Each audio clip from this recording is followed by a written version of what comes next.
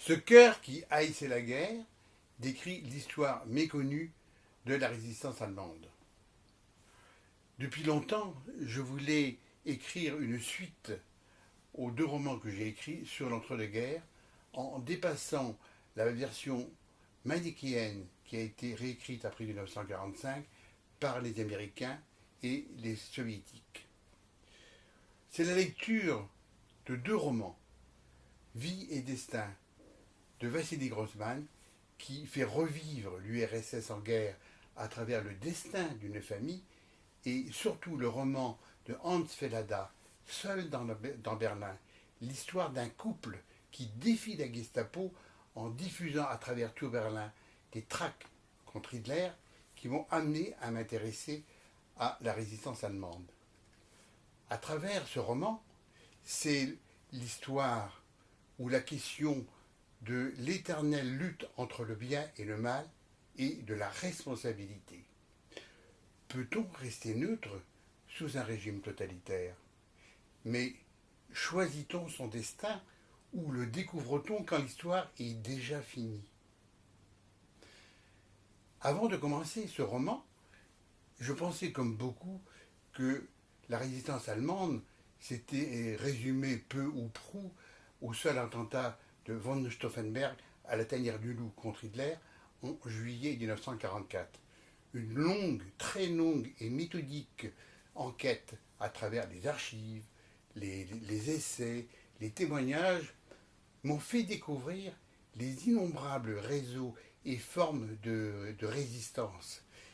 Elle a largement dépassé, contrairement à ce qu'on en croit, le seul milieu des militaires et a traversé toute la société civile et singulièrement les milieux scientifiques, les ingénieurs qui travaillaient sur les armes miraculeuses, comme le disait Goebbels, qui étaient censées renverser le cours de la guerre et assurer la victoire du Reich. On estime à 1 million le nombre de personnes qui furent arrêtées pour opposition au régime et plus de 30 000 furent exécutés. Sans doute, les négociateurs allemands ont-ils fait preuve d'une grande maladresse et d'une grande naïveté dans leurs négociations avec les Alliés, qu'ils les considéraient comme des Prussiens rebelles, belliqueux et manipulateurs. Ils ne leur ont jamais accordé le moins de crédit. La résistance allemande a donc dû se débrouiller toute seule face au quadrillage extrêmement serré du pays par le SD et la Gestapo, et surtout à l'hostilité d'une population qui les a dénoncés en les considérant comme des traîtres et des défaitistes qui précipitaient la fin de la Grande Allemagne. Les militaires, divisés par leur intérêt et leur fidélité au Führer, n'ont jamais réussi à former un groupe efficace qui soit capable de réaliser un véritable coup d'État et surtout la prise de pouvoir non seulement à Berlin et dans les différents Gau, c'est-à-dire les districts du parti. Elles ont toutes échoué. Mais si ces tentatives, qui étaient beaucoup trop tardives finalement, se sont résolues par un échec complet et par la décapitation de toute la résistance allemande, elles ont quand même permis de donner aux Alliés des éléments déterminants pour leur mettre la main sur les meilleurs savants allemands. Alors, réalité ou fiction? Roman dans l'histoire ou roman contemporain? À vrai dire, ce roman relève des deux.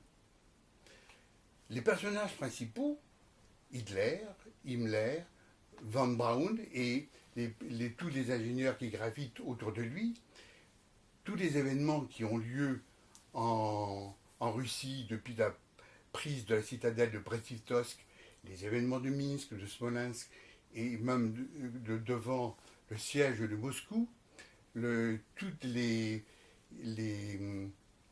mouvements de la résistance sont décrits et remis scrupuleusement dans le contexte grâce à une documentation rigoureuse et une chronologie très précise. Seuls les personnages d'Anton, d'Adriane et d'Anneux sont inventés pour donner non seulement le fil rouge à cette histoire, mais son tour romanesque. Cette histoire, si elle nous fait découvrir une page méconnue de la Seconde Guerre mondiale, nous rappelle, si c'est encore vraiment nécessaire, l'éternel recommencement de l'histoire, ce que Malraux a appelé les crises de folie de l'histoire. La montée de la violence, de la xénophobie, des racismes, des régimes totalitaires, aujourd'hui, non seulement en Asie, au Moyen-Orient, en Afrique, en Amérique, mais aussi dans l'Europe de l'Est, montre que l'impensable d'hier est toujours possible aujourd'hui.